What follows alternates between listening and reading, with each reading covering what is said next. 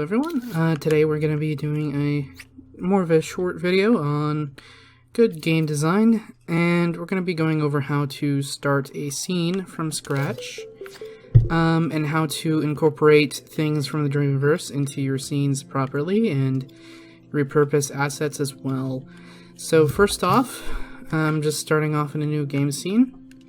One thing that you want to do is you want to envision what your world is going to look like first. That's entirely up to the player. But since we're on a Western theme, I thought for the game jam, that's I think has like a week or 8 days left, that's what I want to make our scene look like. So a lot of the time, the sky isn't what you want it to be. Maybe you want to add in some effects. And when you are sculpting, you might as well get this first, so you're easily able to see like what you want your scene to be. So we're gonna go ahead and change the sky, and we're also gonna add in some post effects to make it look like what we want it to look like.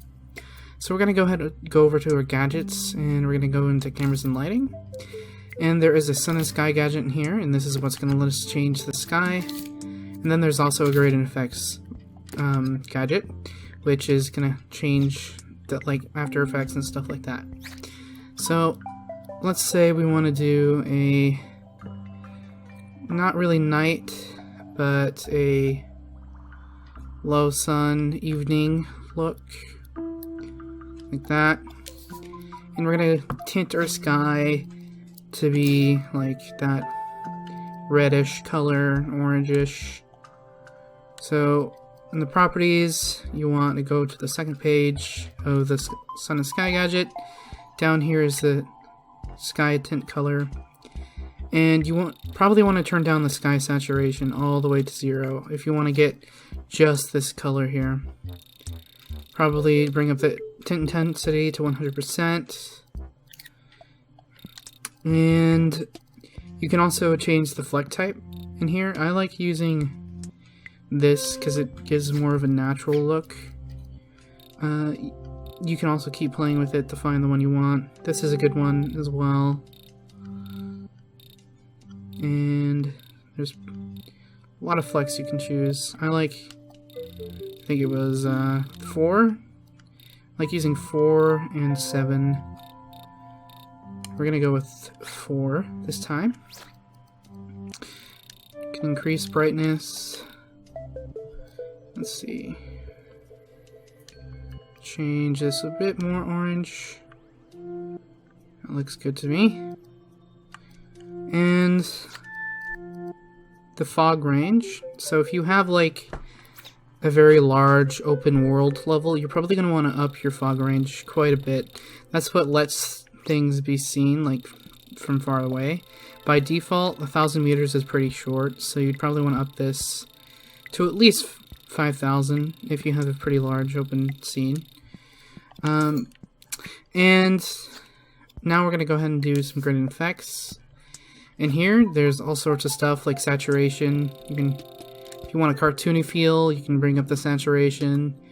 Want a more realistic look, you can go ahead and keep it at 50% or maybe lower it even. I'm going to go with a little bit cartoony, so I'm going to up the saturation.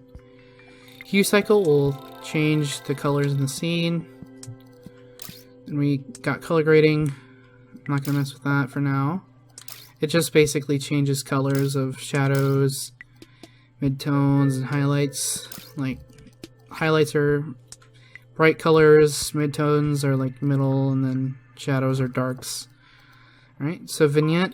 Well, I think Western would have a pretty hard vignette. So we're going to do about 40% vignette strength. Bloom. Not much bloom in Western films. Neither lens flare. I think we're going to keep some bloom though. 20%. Then even lower lens flare. Grain. There's lots of film grain in Western, so we can bump this up to about 20%. Don't want any motion blur.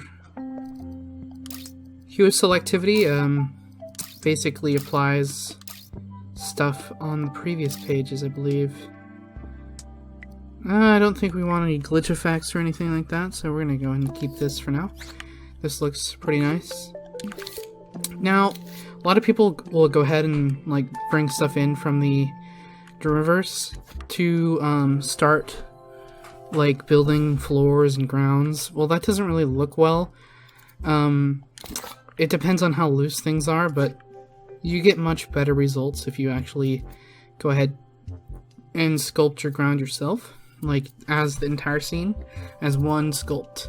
So one thing I'm going to do is we're going to go ahead and do that. So I'm going to go ahead and change the color of our sculpt, and we're going to go ahead and get a sandy color. And I'm going to make it a donut, filled donut. Make it pretty decently big. Now this is actually a bit easier to do with moves, so if you have those, I suggest using that. But if you don't, that's fine. We're going to make a pretty decent sized donut, and we're going to go ahead and change the looseness. We want it pretty high, because this way we can get really good like smoothness between like smearing, and that's what we're going to be doing a lot of, is we're going to smear it quite a bit. So just again, this is a bit easier to do with moves, so if you have those, I highly recommend using it, because you can go in all directions, not just left and right. Because if we go backwards, it's going to come up to the camera like that. Unfortunately, Media Molecule decided that they were going to get rid of the camera plus DualShock, so we don't really have any Z definition for our camera. Or not camera, just sculpting, unfortunately. Again, you can probably up the looseness to get less of those effects that we're seeing. Like that kind of like disc effect that we're getting. We add in some more looseness, go over it a bit more, we'll get some better effects. Now, depending on your scene, like this is a pretty small scene for now, but what we can do is we can make up the scale of this once we're done. And I want some like sand dunes maybe in the distance, so I'm going to change the scale of this to pretty large, if it isn't large already. So I'm going to go ahead and get out a... You should pretty much always do this from the beginning, get a blank puppet out, and you can use this as a scale, so you understand how big your scene is. So yeah, that is pretty large already. So what I want is to have like some sand dunes on one side, and then some, let's see, like some rocks or mountainous stuff on the other. So I'm gonna go ahead and get out a sphere, make it an ellipsoid. And we're going to go ahead and try to get a nice sand dune effect on the edges here. And depending on what kind of game you're making or a scene, you might want to have an entrance or exit like on foot. So a good way to do that is to make like a path for the player to follow. So we're going to go ahead and do that. We're going to make a path like this, so the player can exit the scene and enter the scene through this path. So, but it's also not easy to like tell that the scene ends there. So it's more of a transition feel rather than just a straight up you know, exit scene. It's not abrupt like going into a door or stuff like that. We're gonna have like 2 entrances and exits probably, because on one side we want those rocks. So this will be our other exit. And one good thing about making your scene this way, as like one big sculpt like this, is that you get really nice layering effects with like other assets. So when we get some rocks to put there on the edge, like canyon rocks, they'll look a lot better than if we just had it placed on top of a different asset.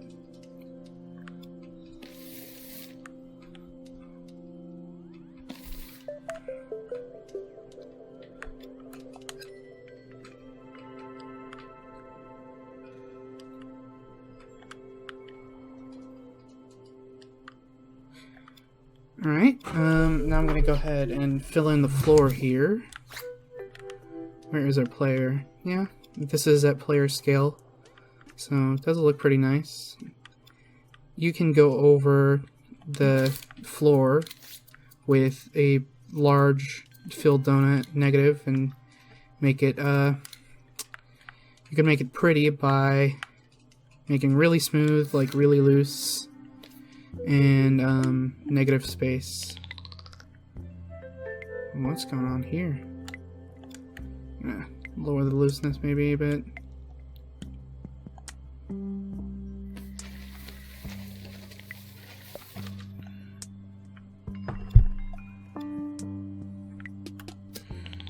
Make our disc bigger. Yeah, I really wish they had the Z in the,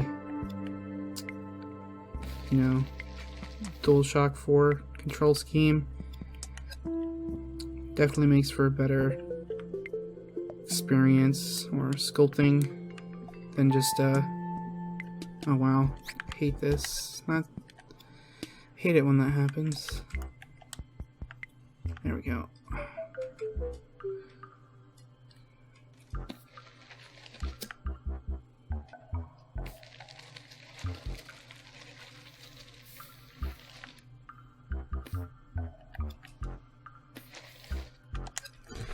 Alright, and now we got nice ground. We can smooth that out a bit with some large donuts, negative space. We're gonna make it stamp with L1 and triangle, and we're gonna go ahead and blend quite a bit, and we're also gonna add in some looseness to that, and we're also gonna flatten it out.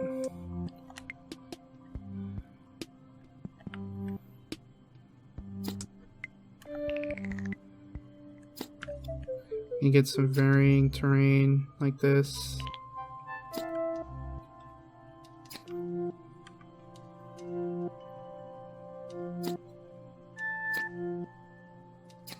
Make things a little bit smoother than what they currently are at. It's really up to you guys what you want your scene to look like. You want it all lumpy, that's fine. But it's much better to have a larger one singular sculpt for your base ground, and then you add in detail with other things like other grass sculpts that people have. I'm gonna go ahead and add in some stuff too. You can add, you can subtract. Doesn't really matter as long as it looks good.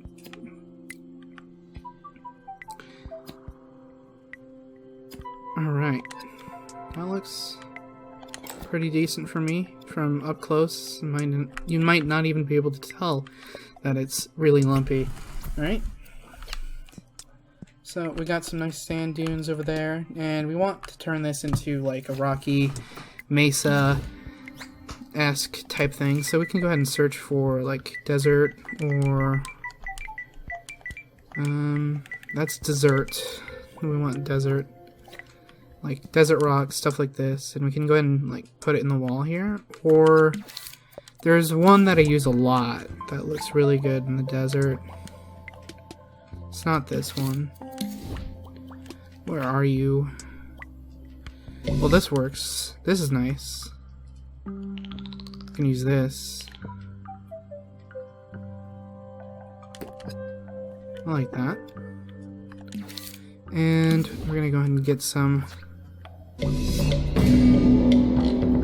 like that music. This is the Canyon Rock. This is what we want. We can use this to build up a wall here. And you can see the looser that we have this, actually, the better we're gonna get like a effect on the additional assets here. That's a bit too loose. Let's do like 13% extra looseness.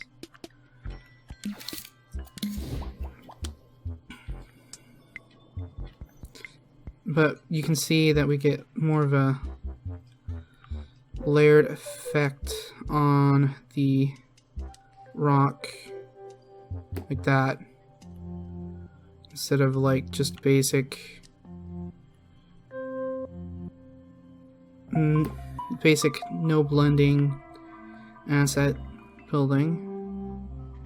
You can go ahead and copy this up like this.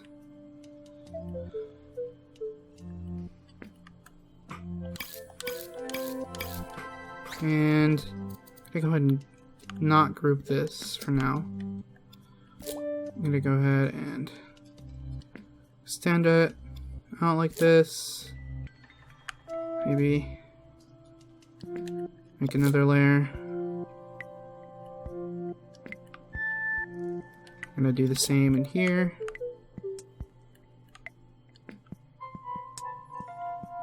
Don't want it like that. Go. Get it nice and built into the sand that we already have.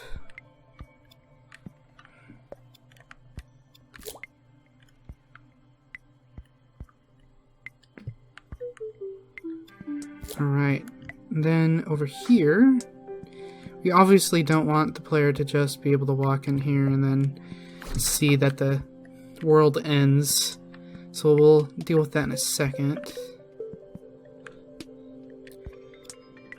Let's go ahead and get this side of the wall built up first. Oh, no, don't want to move that. Did go over how to prevent that from happening. So I think I might turn that on in a second. This is a bit too high.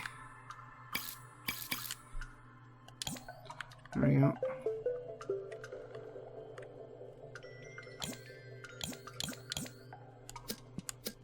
Maybe we can move this down instead. There we go, that's good.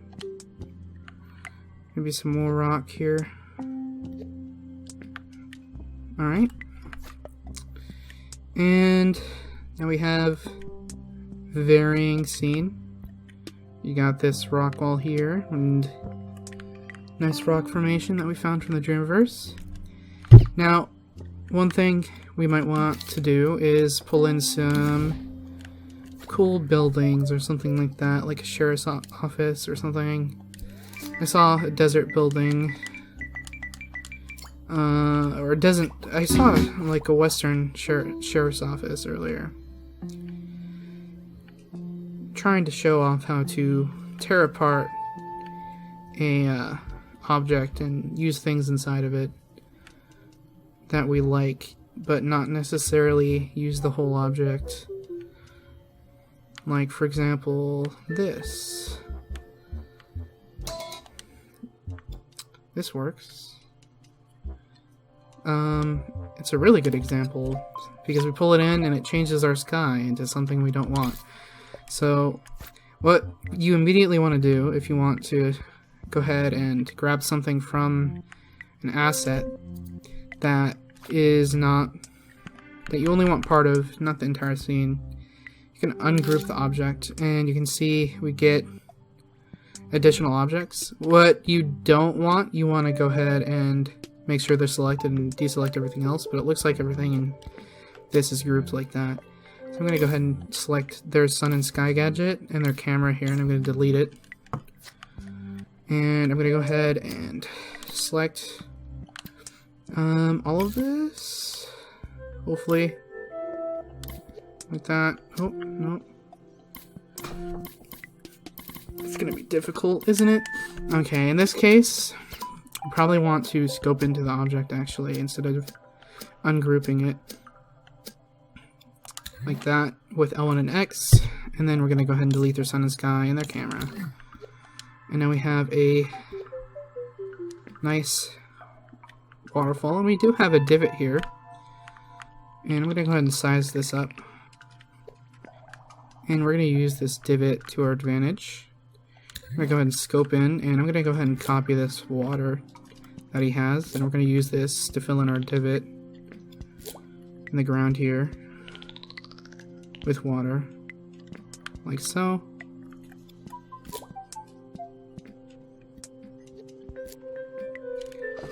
And you can always go ahead and go back into your ground sculpt and add in some stuff or move up the terrain to get better matching results with this. Now we have a nice little oasis here. We can get like a palm tree or something.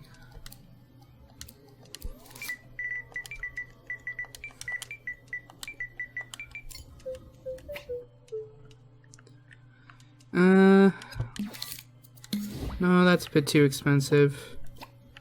Let's try... Oh, this is a good example.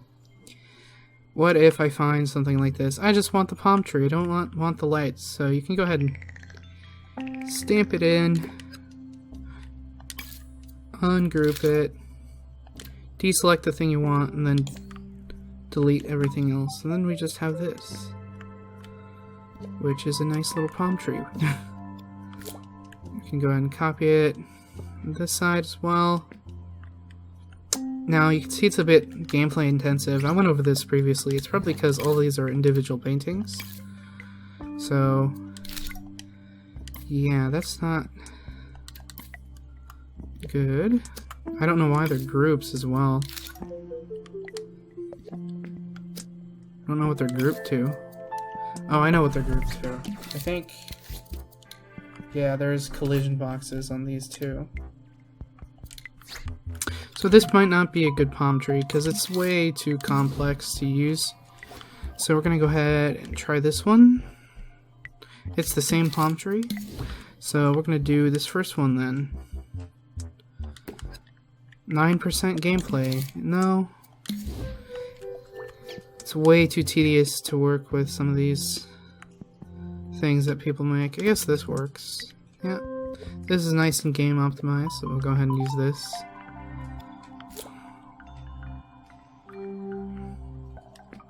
Alright. So that's how we can pull things from the Dreamiverse and utilize their extra stuff. Oh, that's not good.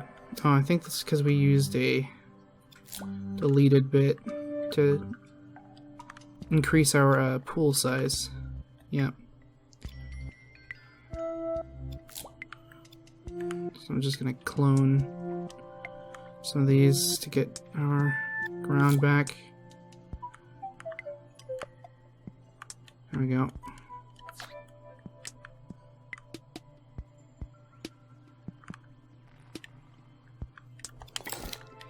Now, what else can we have here? Well, what if we want, for example, a nice pathway in our scene, like a dirt road? Well, that's pretty easy to do. We go ahead and get a dirt sculpture. Not dirt sculpture, just dirt color. Let's do filled donut. We're going to go to our flex. We're going to go ahead and get this splat. And we want it really loose, so the splats are nice and visible. And this is what we're going to be making the path out of. So we can go ahead and get started with that. First, we probably want to cut into the ground here, so we get an actual pathway. And we're going to go ahead and make it so it's not loose at all. And that way we get more definition in the ground.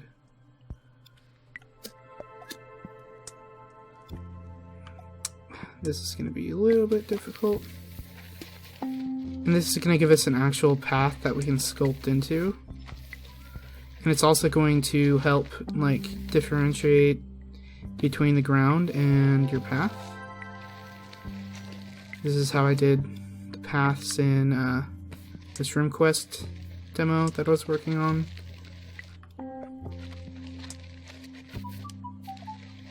No, it's a lot of work, but yeah, it looks pretty good in the end.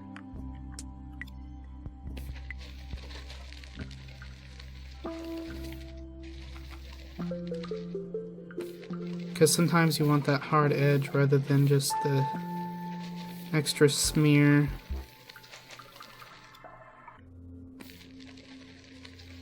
That's what we're doing by cutting into the ground.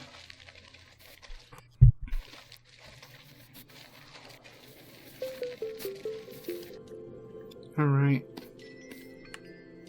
I'm going to go ahead and make sure on the other end it connects pretty well. Probably going to want to extend this. Man, I really hate that they got rid of the Z with the DualShock in the camera. Alright. Now we can go ahead and take this structure and we're going to go ahead and use this as a base.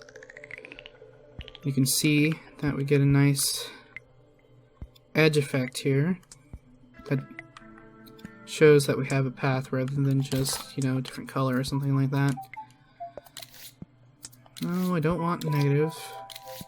And I want this brown color. There we go.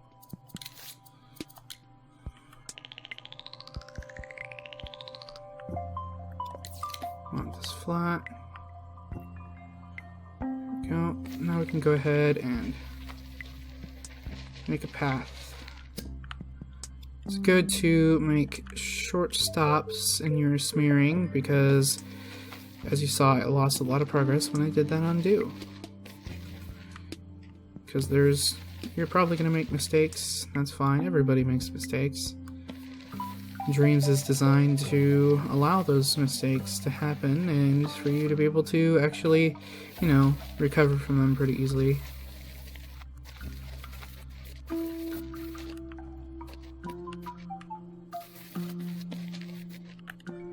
Alright. Maybe bring up the ground there. I don't know. Let's see. I'm gonna make sure we get everything as well defined as we want. No. I'm using the DS4 instead of my moves because I want to show you guys how to do this on the DS4 because you probably have that and not moves.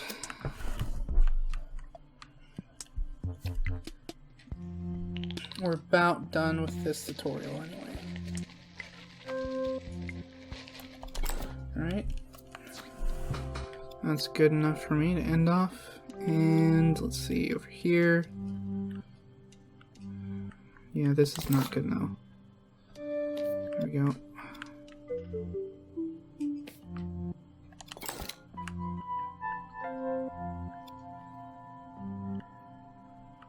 Now we got a nice little pathway. Go ahead, go this direction as well. We made it over here as well. You get this nice edge blending too, instead of just having it be part of your ground sculpt. And you get a nice effect from not using multiple clones.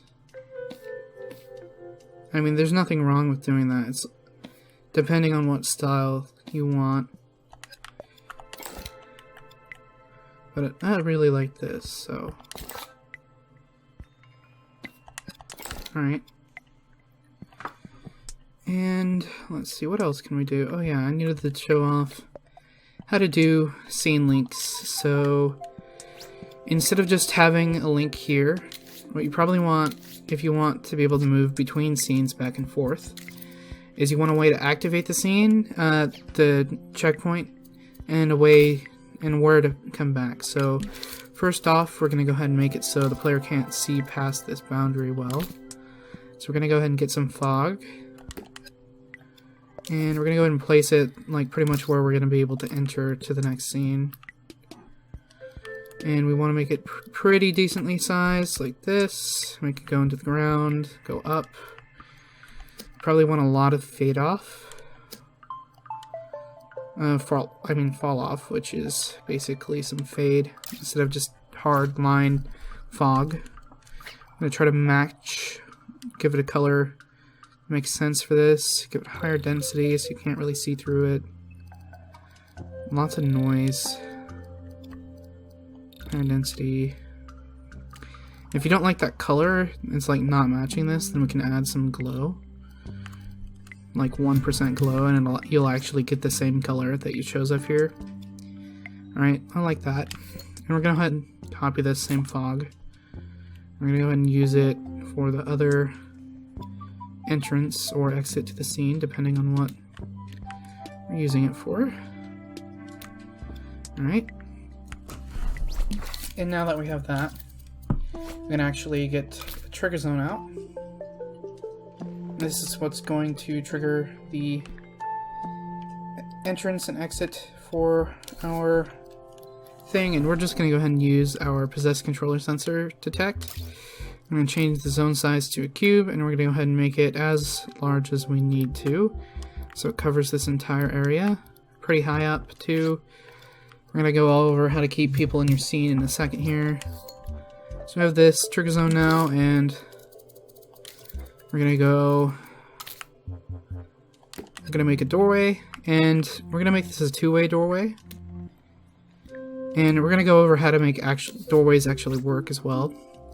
So we're going to make this two-way, and we're going to name the doorway. And when you name the doorway, it makes it distinct in your scene, and allows you to go between separate doorways rather than just one entrance and one exit. So this is a two-way doorway, and it's like the sand from, so we'll do desert, and we'll do a mesa one. This is desert, and you can see here the checkpoint. So when you go through this doorway on the other end, you'd come out here at this position. Like, it'll spawn our character, but right now it won't. We need to actually do something before this doorway works properly. If you go over to your character, one very big important thing if you want doorways to work properly is you have to name your controller sensor. So you can just name it player if you want, but your controller sensor on your puppet has to be named, or else the checkpoint logic won't work in it on the doorway. So now that we have this, I'm just going to go ahead and copy this over actually, and we'll just rename it for the mesa area. And you want to make sure you place your actual checkpoint like outside of the trigger zone, or else when your dude spawns in, it's going to activate the checkpoint. Or not checkpoint, but doorway.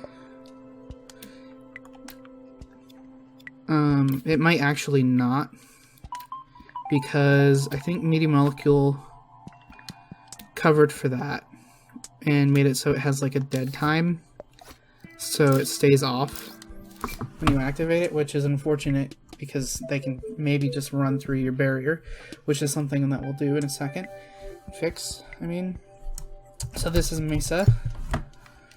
So we have a desert and a Mesa entrance and exit. So you can go between these two scenes. And I'm going to go ahead and bring this out a little bit as well. And maybe bring this back. We can just extend this, I guess. Or do this. No. And we want to extend it. I'm going to get a sphere. Get the color correct. Make it... that's already loose. One very big important game design thing is you probably want invisible walls. So that's what we're going to go over. Next is invisible walls. Invisible walls are actually really easy to make. And basically you just go into sculpt mode. I'm gonna go ahead and make it any color you want. Make it pretty thin, and you're gonna make it long and tall. And I'm gonna make it red to signify it's a barrier. And we're gonna go ahead and make our scene goat proof, or mountain climbing proof, I mean. So you can't get through any gaps or anything like that. You just basically want to paint over areas you think they'll be able to escape from. So like that, and make sure they can't really climb on anything. So we can do this. And the shape doesn't really matter. As long as you're preventing them from climbing on things, it should be fine. You don't want to be too harsh about it though. I'm kind of making it a bit harsh because I'm not sure if I'm even going to use this scene for anything. So just keep painting your border wall, basically. Invisible wall. Prevent the player from escaping. Alright, almost done. This one is pretty large here. Might be able to get out easily in this area. Climb up that or something. And as you can see, we're actually making graphics thermo, or increasing our graphics thermo. It's pretty easy to get around that, because this is just like a barrier, so we don't care what it looks like, really. So now that we have it, it's really easy to make it invisible. But first we're going to want to increase or decrease the sculpture detail to get that 1% thermo back. And we're going to go and open up the properties of our sculpture, and we're going to go to physical properties and make it invisible. And now it's an invisible wall and our player can't escape. So yeah, that's how you make a scene from scratch. A decent gameplay scene. I mean, there's not much in it right now, but I went over how to do some details and stuff like that. Get some working doorways, and I hope you learned something. Yeah, thank you all for watching. If you haven't noticed, I made a Patreon, so go ahead and check that out. Got a Discord for it, where I answer all your guys' questions directly. And I make sure to spend my time on understanding the problem, and it's much easier than going over the problem in the YouTube comments with you. So yeah, hope you all enjoyed. Bye bye. Like, comment, subscribe. Bye.